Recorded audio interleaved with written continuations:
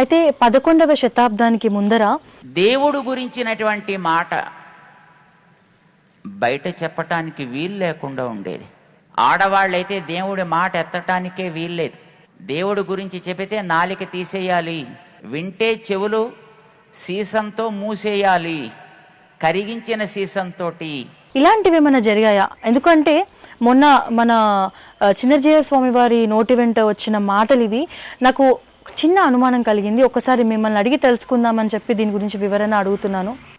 అంటే సమాజంలో రకరకాలైనటువంటి ఘటనలు రకరకాలైనటువంటి ప్రదేశాల్లో జరుగుతాయి. ఎక్కడో ఒక ఘటననో ఒక చిన్న విషయమో ఏదైనా ఉంటే, అంటే ఏమైనా ఉండొచ్చు, లేదు అని పూర్తిగా చెప్పడానికి నాకు లేదు, ఎవరికీ హక్కు లేదు. కానీ పూర్తి సమాజం ఎలా ఉండేది అంటే, శంకరాచార్యుల వారు వచ్చేసి స్త్రీలకు సంబంధించినటువంటి ఆయన ఇచ్చినటువంటి స్తోత్రాలు హాయిగా స్త్రీలు చేసుకుంటూ ఉండేవాళ్ళు. బ్రహ్మాండంగా తులసి పూజ చేసుకుంటూ ఉండేవాళ్ళు. కార్తీక స్నానాలు ఇత్యాదులన్నీ కూడా చేస్తూ ఉండేవాళ్ళు. యజ్ఞ యాగాదుల్లో పాల్గొనేవారమ్మా. అంతకుముందు శంకరాచార్యులు వారు వచ్చే ముందు యజ్ఞయాగాదులన్నీ దూరంగా ఉండేవి. శంకరాచార్యులు వారు వచ్చిన తర్వాత ఈ దురాచారాన్ని దూరం చేసి వైదిక మతాన్ని ప్రతిష్ఠ చేశారు. వైదికం అంటేనే స్త్రీలకి చాలా ప్రాధాన్యత ఇవ్వడం. ఇది చాలా ప్రధానమైనటువంటి మాట, మనం తెలుసుకోవాల్సింది. వైదిక మతాన్ని ప్రతిష్ఠ చేశారు. ఒక చిన్న రహస్యం చెప్తాను. చాలా అద్భుతమైనటువంటి పరిస్థితిని శంకరాచార్యులు వారు కల్పించేశారు. దీనికి రామానుజుల వారి చరిత్రలో విషయం చెప్పుకోవాలి మనం. రామానుజాచార్యుల వారి తల్లిదండ్రులు కాంతిమతీదేవి తల్లి, కేశవ సోమయాజి అనేటటువంటి ఆయన తండ్రి.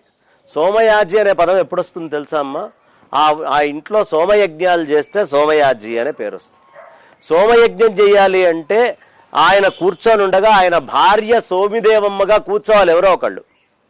అంటే భార్య కూర్చోవాలి.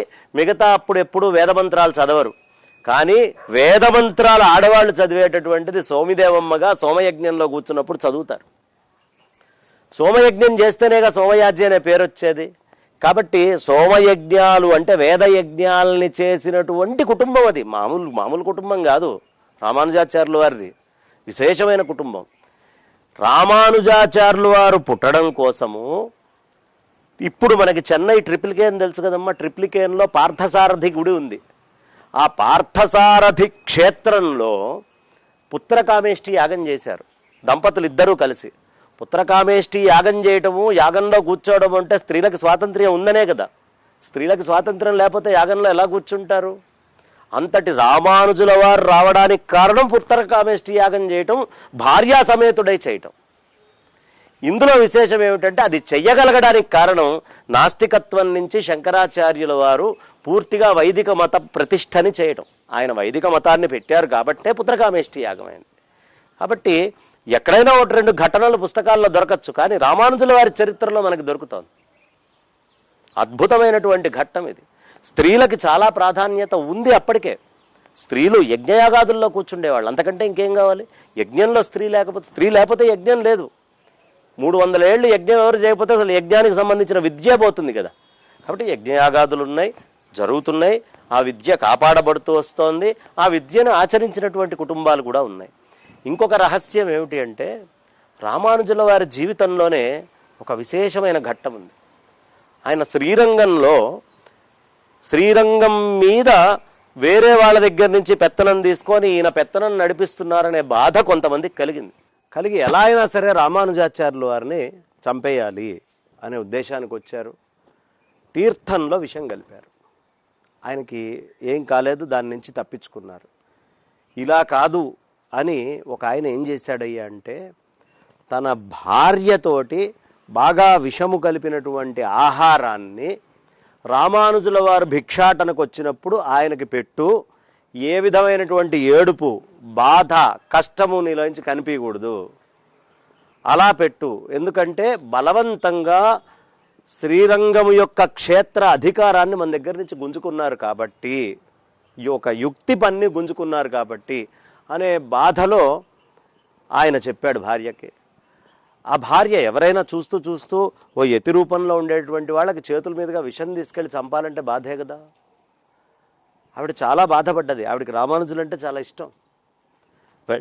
వెంటనే ఆయన రాగానే అలా అన్నం ఇచ్చి ఈ బాధలు ఇవేమి చూపించకుండా ఓ నమస్కారం చేసింది ఆవిడ. నమస్కారం చేయంగానే ఆయనకు అర్థం కాల. యతికి భిక్ష ఇచ్చిన తర్వాత భోజనము పూర్తయిన దాకా నమస్కారాలు చేయకూడదు. అక్కడ భిక్ష ఇచ్చిన తర్వాత నమస్కారం చేయకూడదు. ఈ తల్లికి అన్నీ తెలుసు కదా, అన్నీ తెలిసి కూడా ఈవిడ నమస్కారం ఎందుకు పెట్టింది అంటే ఈ మొత్తం చరిత్ర చెప్పడానికి నేను పని కట్టుకోలేదు. కానీ ఆడవాళ్ళకి అన్నీ తెలుసు అనేటటువంటి విషయం రామానుజాచార్యుల వారు పూర్తిగా ప్రకటించక ముందే స్త్రీల యొక్క గొప్పతనం ఏమిటి, వాళ్ళకి ఎంత జ్ఞానం ఉంది అనే విషయాలు ఆదిశంకరాచార్యుల వారు కూడా ఆయన ప్రశ్నోత్తర రత్నమాలికలో ఎవరి మాటని వినాలయ్యా, ఒకవేళ ఆచారంలో ఏదైనా అనుమానం వస్తే ఆ ఇంట్లో ఉండేటటువంటి ఆడవాళ్లలో పెద్దవాళ్ళు ఎవరుంటారో వాళ్ళు ఏది చెప్తే అదే ఆచారం కింద ఆచరించవయ్యా అనిచ్చారు. అంతటి స్థానం ఉంది. శంకరాచార్యుల వారు ఆయన తల్లికి చివరి దశలో, అవసాన దశలో పరమేశ్వరుణ్ణి, వైకుంఠంలో ఉండే విష్ణుమూర్తిని స్తోత్రం చేసి దర్శనం చేయించారు. కనకధారాస్తవం చదివి లక్ష్మీ అమ్మవారి యొక్క అనుగ్రహాన్ని ఒక పేదరాలకు ఇచ్చారు.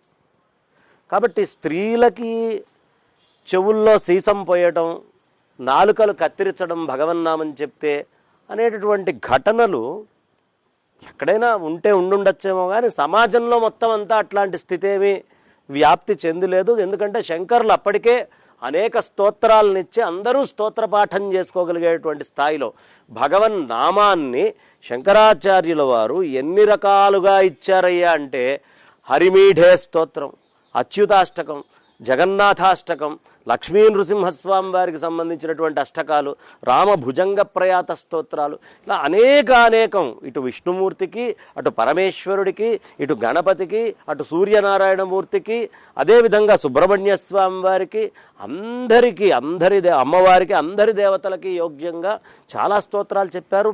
అది ప్రచురణలో ఉన్నాయి, అందరు చెప్పుకునేటటువంటివే. కాబట్టి అంత దారుణమైన పరిస్థితుల్లో ఉంది అని నేను అనుకోను. లేకపోతే ఉన్నట్టుండి పుట్టుకొని రాదుగా. ఇన్ని స్తోత్రాలు ఉన్నాయి అంటే ఉండాలి కదా. ఒకటి. తర్వాత స్త్రీలకి చాలా అత్యున్నతమైనటువంటి స్థితే వైదిక ధర్మం ఎప్పుడూ ఇచ్చింది. వైదిక ధర్మాన్ని ఆచరించేటటువంటి వాళ్ళందరూ స్త్రీలకి ఆ మాతృస్వరూపంగా భావించి నమస్కరించటం. అప్పటికే అమ్మవారి పూజలు చాలా విశేషంగా చేసేటటువంటి శాక్తేయంలో చిన్న పిల్లని కూడా తీసుకొచ్చి కుమారి పూజ చేసి పాదాలకు నమస్కరించేటటువంటి సంస్కృతి ఉంది. కాబట్టి ప్రత్యేకంగా ఏదో స్త్రీలని ఇది అనేది కూడా అంత సమాజంలో ఉంది అని అనుకోవడానికి యోగ్యంగా లేదు. దీనికి యోగ్యమైనవి అనేకం మనకు కనిపిస్తున్నాయి.